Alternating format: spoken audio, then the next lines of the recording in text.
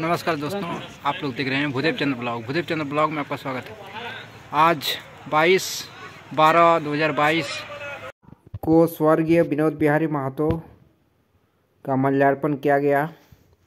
वो मैं दिखाऊंगा इस ब्लॉग में। आप लोग इस ब्लॉग में बने रहें, ठीक है दोस्तों? इस ब्लॉग में बने रहें।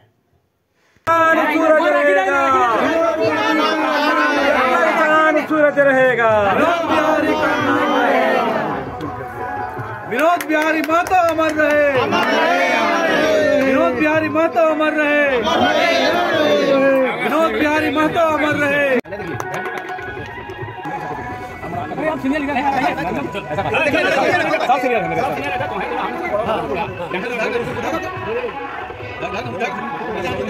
जाइएगा नहीं, कोई जाइएगा नहीं।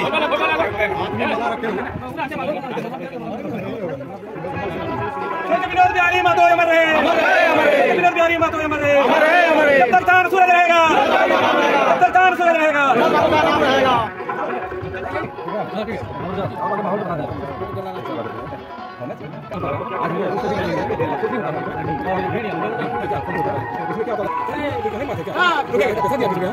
विनोद बिहारी महतो अमर रहे।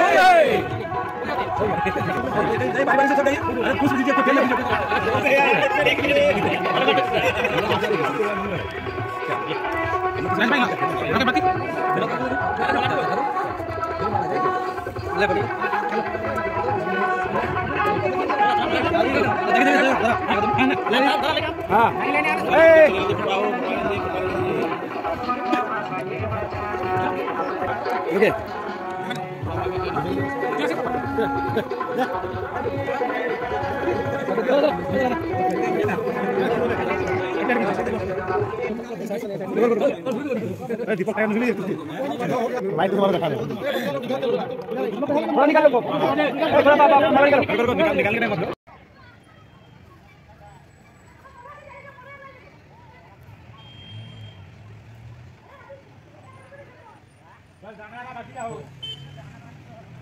यहाँ नहीं, वही होगा, वहीं पर होगा। यहाँ देते सर, वाइड को अच्छा दे लो। बोलिए, यहीं पे बोलिए। बंद करवा देगा माइक। हाँ, थोड़ा बंद करवा दीजिए। ऐसे नहीं तो मुक्ति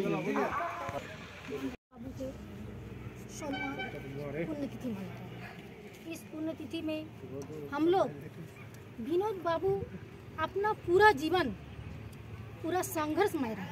उन्होंने बोला पढ़ो और लड़ो। जब तक कोई भी लड़ाई लड़ने के लिए पढ़ोगे नहीं तो लड़ नहीं सकोगे। शिक्षित होना जरूरी है। उनका सपना था समाज में दबे कुचले समाज को आगे बढ़ाना और न्याय दिलाना। उनके मूल उद्देश्य इसी बात के साथ। विनोद बाबू का 16वां पुण्यतिथि है। इसमें उपस्थित हमारे पशुपति भाई, पूर्व जिला परिषद सदस्य सयाकुल जी और कमेटी के सभी मेंबरान। विनोद बाबू गरीबों का मसीहा थे, झारखंड का मसीहा है और इनके पद चिन्ह पर हम सबों को चलना चाहिए। इन्होंने अपने जीवन काल में बिहार रहते हुए इन्होंने जो आंदोलन किया, आज उन्हीं का फल है कि आज झारखंड प्रदेश। और उन्होंने एक अच्छी नारा दिया, पढ़ो और लड़ो। एक बार आप सब जो निराश हताश बैठे हुए हैं, आप सबसे अनुरोध है एक बार जयकारा लगाएंगे। विनोद बाबू अमर रहे, विनोद बाबू अमर रहे, स्वर्ग विनोद बिहारी महतो जिंदाबाद। करेंगे कि वो मंच पर आकर अपना 2 शब्द हम सबके बीच रखें। तो स्वागत कीजिए हरिश्चंद्र महतो जी। बहुत बहुत धन्यवाद आप सबों को। मैं हरिश्चंद्र महतो, विनोद बिहारी महतो स्मारक समिति हरदोपा की ओर से आप सभी दर्शकों को, श्रोतागणों को, पत्रकार बंधुओं को, मंच पर उपस्थित सभी चीफ गेस्ट को मेरे ओर से यहाँ आज मैं बता देना चाहता हूँ कि पिछले लगभग इस मंच पर लगातार 16 साल से विनोद बाबू जी का माल्यार्पण होते आ रहा है। जिस उत्साह के साथ हम लोगों ने पिछले 16 साल में किया था, वो वाकई में वो उत्साह हम देखने को नहीं मिल रहा है। ये हमारे बलदेव चाचा ने ये बता के गए हैं, सही बात है। कहीं ना कहीं विनोद बाबू का जो नारा था उसका विपरीत हो रहा है। शायद हमको ऐसा ही अनुभव हो रहा है। वो बोले थे कि पढ़ो और लड़ो, यहाँ पर पढ़ना लोग भूल रहे हैं। पढ़ना लोग भूल रहे हैं कहने का मतलब है कि पढ़ने का मतलब है कि शिक्षा ग्रहण करना है, और सामाजिक मंच को राजनीतिक मंच के साथ तुलना कर रहे हैं।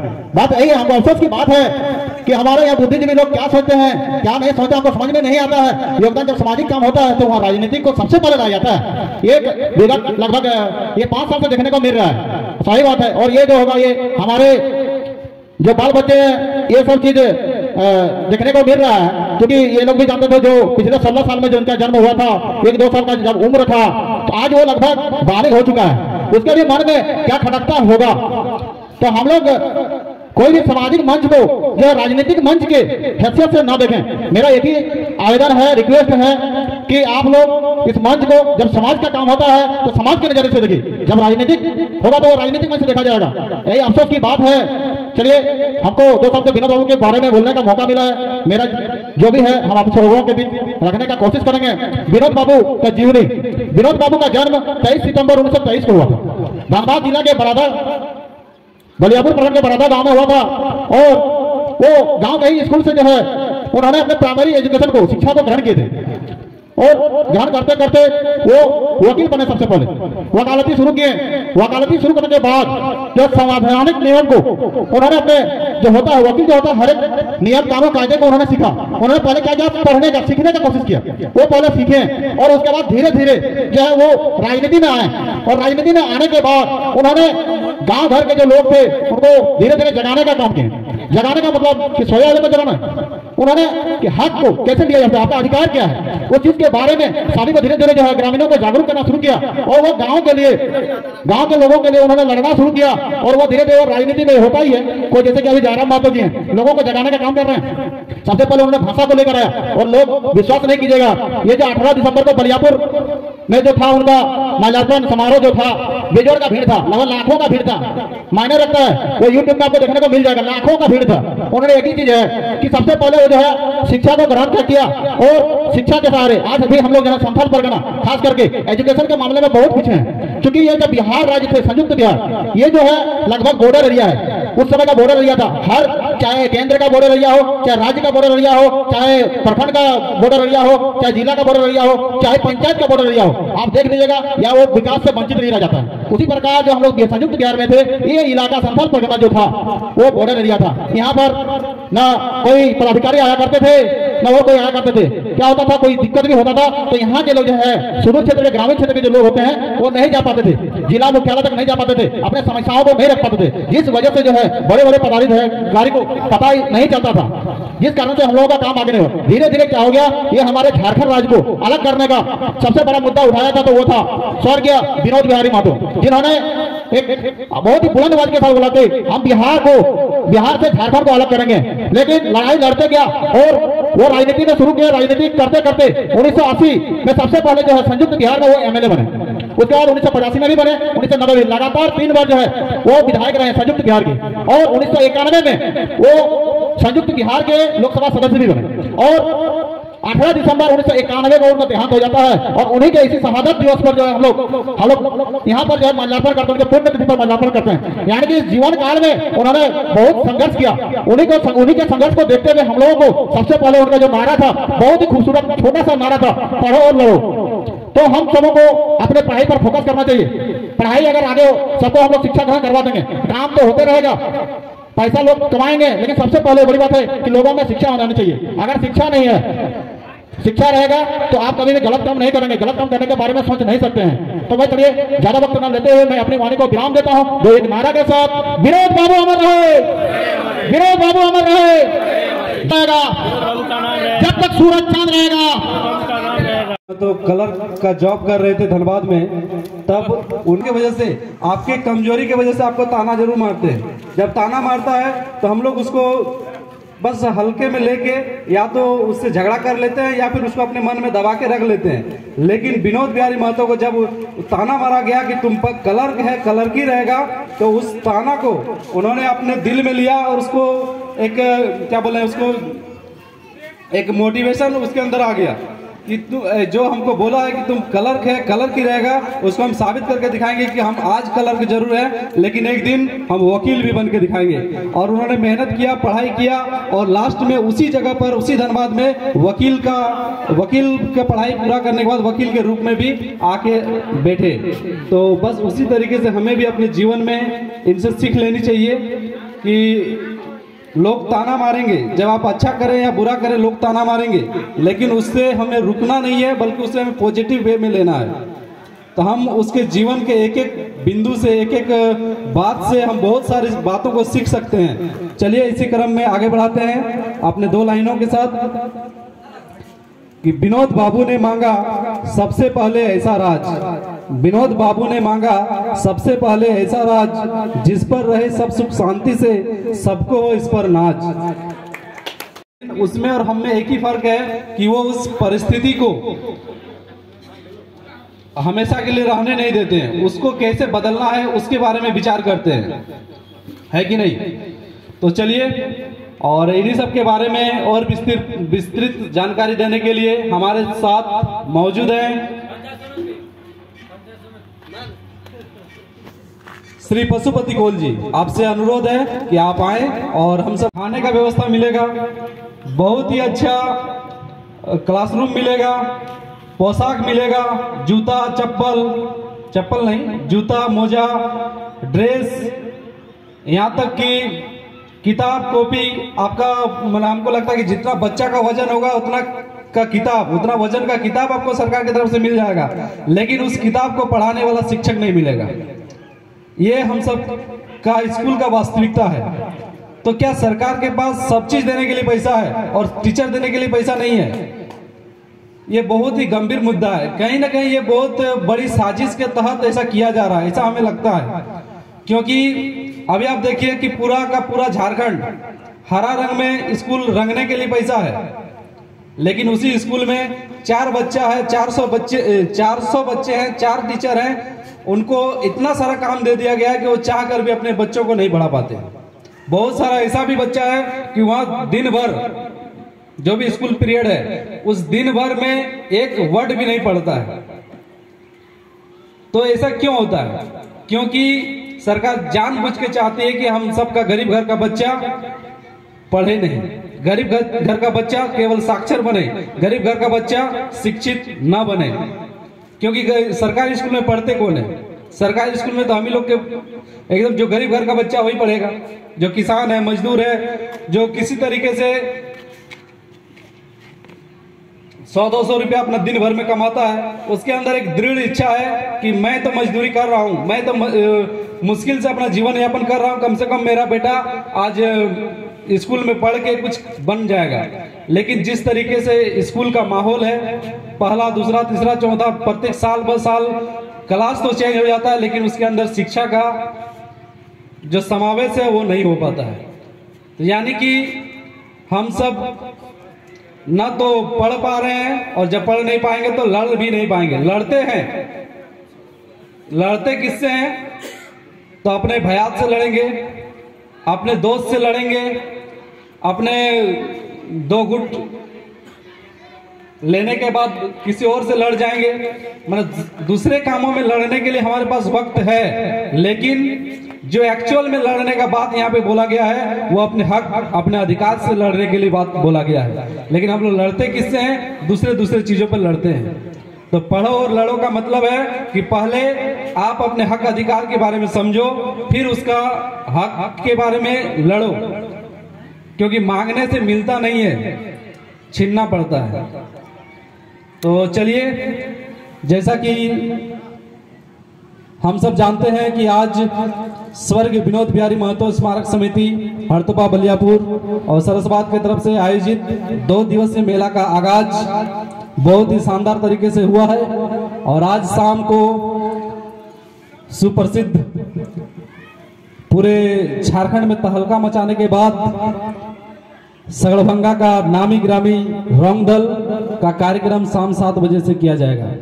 अतः यह सूचना अपने आसपास में सबको पहुंचा दें और सब परिवार के साथ आएं। और आकर मेरा अनुरोध रहेगा कि जितने भी लोग मेला देखने के लिए यहाँ पर आते हैं शाम के वक्त, आप अपने परिवार के साथ जब आते हैं तो एक बार उस विनोद धाम इस यानी कि विनोद बिहारी महतो के स्मारक के पास जाकर वहाँ पे बहुत सारा फूल रखा हुआ है, आप उसमें से 2 फूल उनके चरणों में अर्पित करने के बाद ही मेला में प्रवेश करें। और ये आप भी करें और आपके साथ जो लोग आएंगे उन्हें भी करने के लिए प्रेरित करें, क्योंकि उन्हें आभास होना चाहिए कि हम वहाँ पे गुपचुप, चॉकलेट या फिर सिंगाड़ा खाने के लिए नहीं जा रहे हैं, हम विनोद बिहारी महतो को श्रद्धांजलि देने के लिए जा रहे हैं।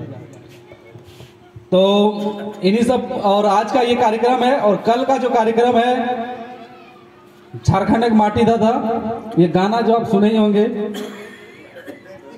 रेवती महतो का झूमर प्रोग्राम है।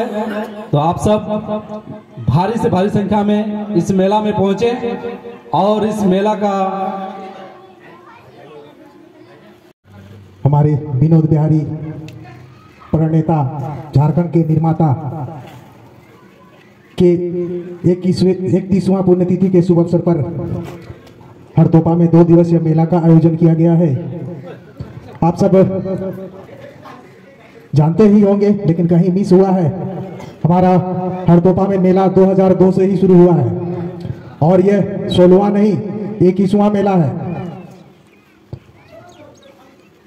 हमारे मंच पर उपस्थित पूर्व जिला परिषद महोदया, बड़े भाई पशुपति कौल, बलदेव जी, हरीश जी, पंचायत समिति के सदस्य जितेंद्र महतो जी और जितने भी आए हुए तमाम अतिथियों का मैं हार्दिक अभिनंदन करता हूं। विनोद बिहारी महतो स्मारक समिति की ओर से आप सबों को हार्दिक हार्दिक अभिनंदन करता हूं। एक बार हम सब नारा देंगे, विनोद बाबू, विनोद बाबू। इन सबों ने बहुत सारे बातें आप सबों के बीच रखे। विनोद बाबू का बात रखना हमारे बस की बात नहीं है, जितना भी हम बोले कम पड़ेगा। इन सबों ने इनके जीवनी के बारे में बहुत सारे बातों को रखा, उन्हीं बातों को हम भी दोहराना चाहेंगे।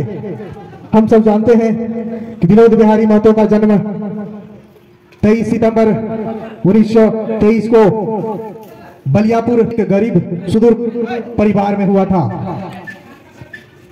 उनके बाद वो जैसे जैसे बड़े हुए, उनकी शिक्षा अपने गांव के प्राइमरी लेवल स्कूल पर हुआ और फिर वे मैट्रिक धनबाद से किए। मैट्रिक पास करने के बाद धनबाद हाई कोर्ट में उनकी क्लर्क की नौकरी लग गई। क्लर्क की नौकरी करते करते इन्होंने बताया कि किसी ने ताना मारा कि कितना भी कर लो तुम तो क्लर्क ही हो ना। तो उन्हें बहुत खराब लगा और उन्होंने उस ताने के लिए उसकी नौकरी छोड़ दी और उन्होंने प्रण लिया कि मैं कुछ ऐसा करके दिखाऊंगा जिसे लोग मुझे याद करें। फिर उन्होंने पटना में जाकर धनबाद से ही आईए और बीए का पढ़ाई किया और बीए करने के बाद वे धनबाद पटना से लॉ कॉलेज से लॉ की डिग्री की और वकालती करने लगे। वकालती करते करते वे राजनीति में आए और महान राजनीति कहलाने लगे। राजनीति करते करते उन्होंने भारतीय कांग्रेस पार्टी पर लगभग 25 वर्षों तक सदस्य बनकर रहा। उनके बाद उनके मन में आया कि दूसरे के भरोसे में रहने से कोई काम होने वाला नहीं है। फिर उन्होंने 1991 में शिबू सोरेन और विनोद बिहारी महतो मिलकर झारखंड मुक्ति मोर्चा का गठन किया। और आप सब जानते ही होंगे, जब हमारे यहाँ बिहार राज्य में हम लोग जब थे तो इन्होंने बताया कि 3 बार विधानसभा सदस्य के सदस्य भी रहे हैं और 1991 में वे गिरिडीह से विधानसभा सदस्य चुने गए। 1980 से 1985, 1990 तक और 1991 में उन्होंने झारखंड मुक्ति मोर्चा का स्थापना किया और गिरिडीह से लोकसभा सदस्य चुने गए। उनके बाद उन्होंने लड़ाई लड़ी। आप सब जानते हैं माइथन डैम के जो विस्थापक थे उनके लिए लड़ाई लड़ा, पंचायत डैम के लिए लड़ाई लड़ा। ऐसे तो बातें बहुत सारे इनके हैं। उनका नारा है पढ़ो और लड़ो। जब तक हम शिक्षित नहीं होंगे तो कौन क्या गलत कर रहा है उसके बारे में हमको जानकारी नहीं होगी। जब तक हम पढ़ेंगे नहीं तब तक उसके साथ हम लड़ नहीं सकते हैं। इन्हीं सब शब्दों के साथ मैं अपने बातों को समाप्त करता हूं। तो दोस्तों आज का ब्लॉग वीडियो में इतना ही और यहीं पर समाप्त करता हूं। ठीक है, जय हिंद, जय झारखंड, जय विनोद बिहारी महतो।